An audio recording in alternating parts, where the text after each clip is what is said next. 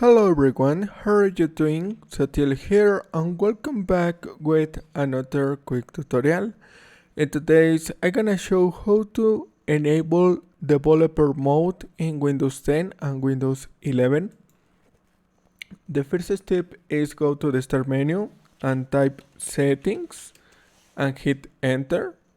Select update and security tab, one click, and in the left side scroll down and select for developers and enable this switch, turn on and confirm in the yes button.